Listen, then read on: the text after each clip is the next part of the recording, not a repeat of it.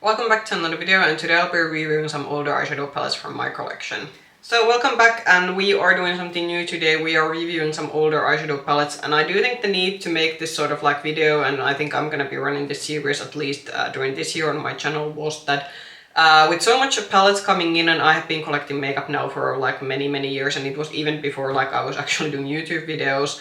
And when you have so much new things coming in, at some point, like last year, I was really starting to like thinking that I have so many good palettes in my collection, but I don't get to use them because I'm continuously just thinking about buying the new one. So this year, because we are being a bit slower in terms of buying new eyeshadow palettes, I thought that it was a good time to also like start doing this, so collecting eyeshadow palettes as if I do with my new palettes into one review video and seeing where we are with those palettes. And I think this was actually a good exercise to do also, in fact, that even within this video, unfortunately, there is like, for example, one palette that has been a palette that I have many times said that is one of my favorite palettes from this brand. But because I haven't had the time to use that one, unfortunately that particular palette is expired. So we shall see when we are going to be doing more of this sort of video series during this year on my channel, that how many palettes unfortunately I have to come with the face with, that even though I do like the palette and I have a very fond memory of the palette, but then when I actually try it now, and it might have been already in my collection for some years, then we might get the same situation that okay, the palette is just not good to use anymore. And this is a good reminder for everyone. So even if you would like getting new palettes in your collection, try to maybe also think that okay, but what is then happening with the old ones, and maybe at sometimes it's just good to take a break and focus on like sort of like using what you already have. We're gonna do this similar as we do with my sort of new eyeshadow palette reviews. I have arranged these now in sort of like from least favorite to favorite order. You're gonna get swatches. As I said, with one palette especially, it was pretty obvious that unfortunately the palette is not so good anymore. So with that one, the swatch image, because I also noticed that with some of these, they are old, like to the point that I wasn't still doing like yet YouTube videos, so actually have to do the swatches like for the first time. So with that one, you might already see, at least based on the swatches, that hey, there's not some shades are not included in the swatches, but that's purely because, as I said, unfortunately, some of these did end up being expired, and that's a good lesson for all of us, as I said, to use what you have. But let's start talking about the palettes, because this was a very, what I would say, a fun test to also do. So first OG palette that did get a rerun on my channel. So Tarte Big Ego.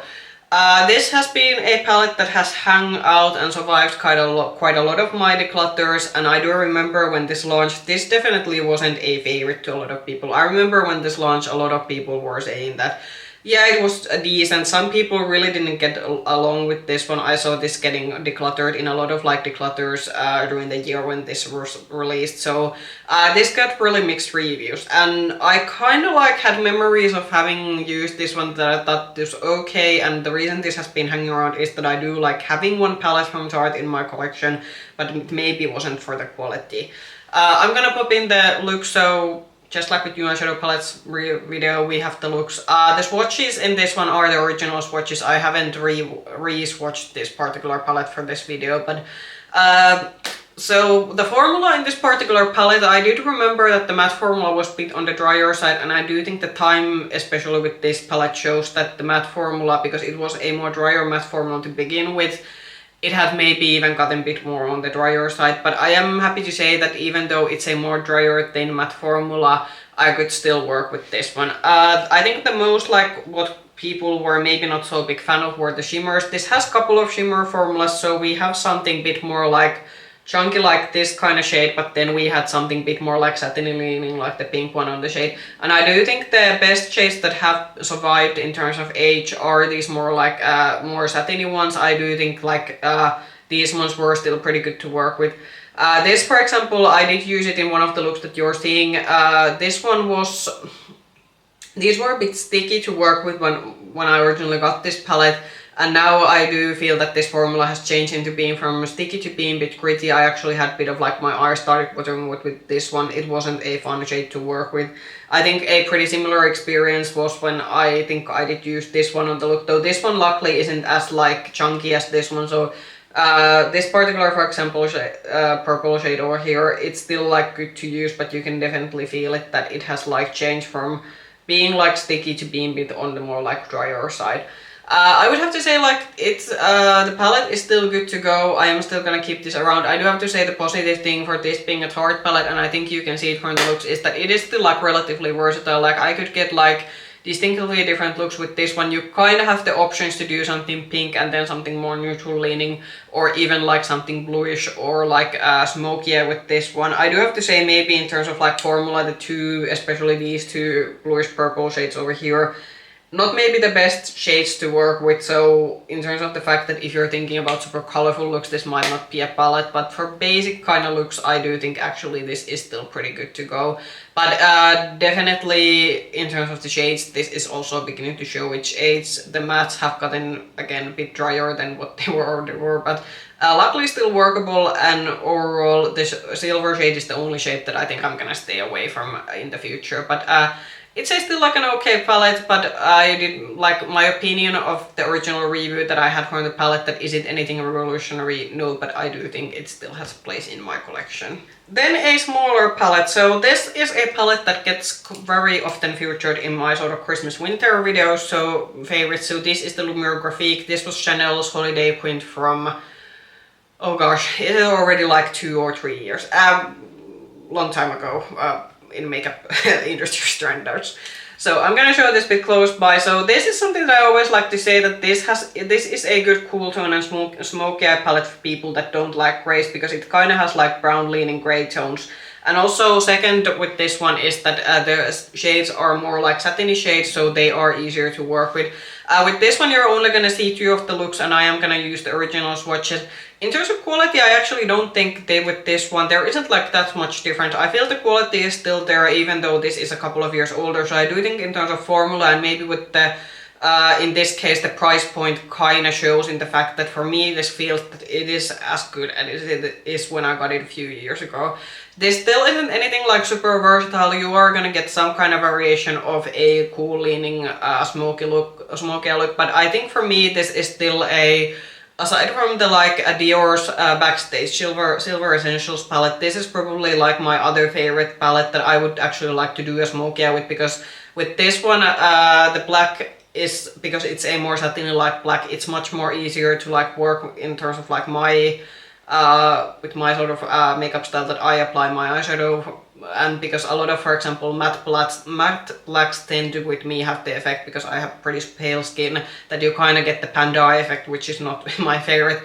So for me, especially as a pale person doing these smoky silver looks, this is actually still a pretty good palette. And I do have to say the quality is still there. It's not anything like super versatile, and I do think that if you enjoy your like high-end quints, you can probably still find something similar on the market from other luxury brands. But yeah, I'd say in terms of the fact that even though this was quite a very pricey purchase when I bought it a few years ago, I would still say that it has held its value.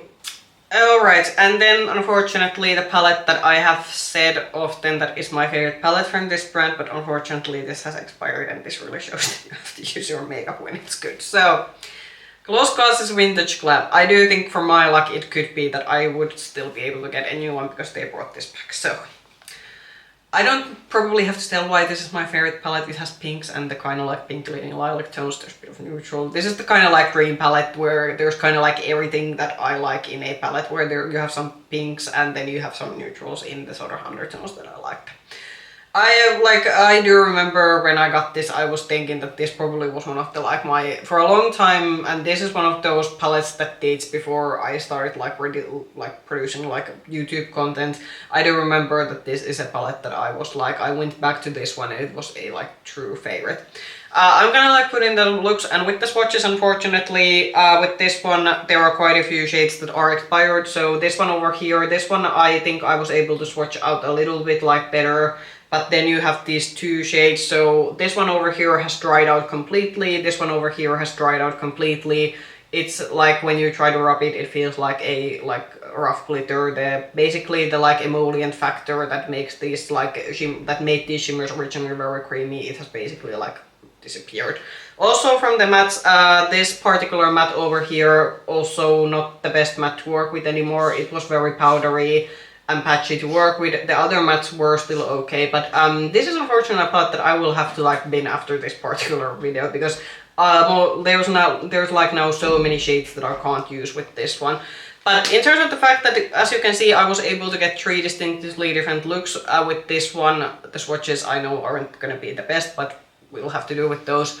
And I do have to say, in terms of looks, it's still a favorite palette, even though I was kind of limited because, as I said, there were like already few shades in this one that were like expired completely. I couldn't use them, but I do remember when I got made the looks that why I like this palette so much. I think now the good question is that because I do think I might be now able to get this one again because Glossgods did bring this back. I would have to check on their website that is it still listed there.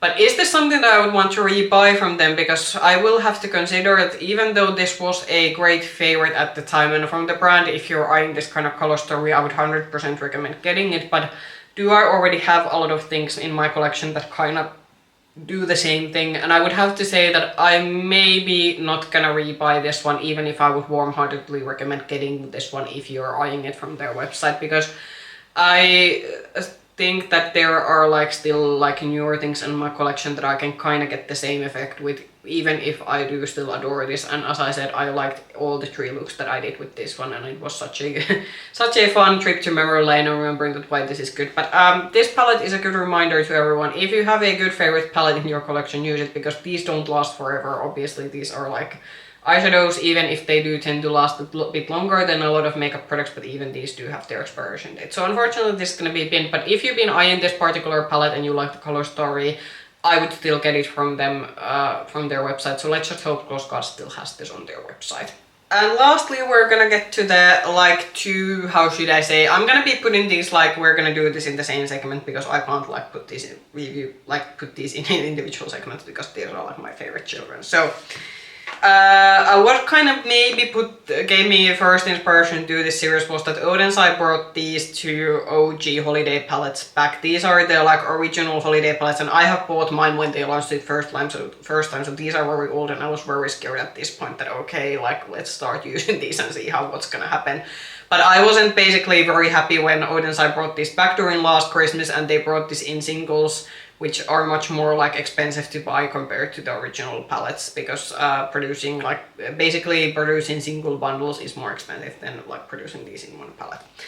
Which one are we gonna be talking about first? So let's start with maybe with the Merry Christmas one. So this is the more punchier one of these. So this is the kind of what I would say my ultimate colorful Christmas palette. I have said, and this is something that I would still say. I'm just gonna pop in the looks and swatches from this one again. I actually, with these particular palettes, again, I had never done the swatches for these ones because these go sort of before doing my YouTube, but I was able to do the swatches with both of these with no problem, even if they are on the older side.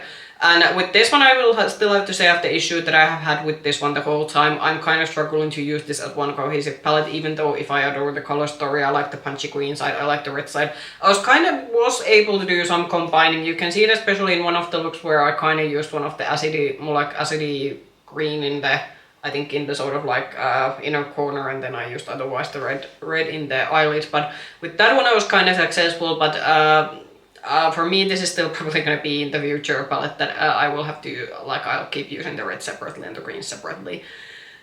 Is this still good to go? As I said, I was able to do the swatches pretty much without problem. I do have to say the mattes are also pretty good still.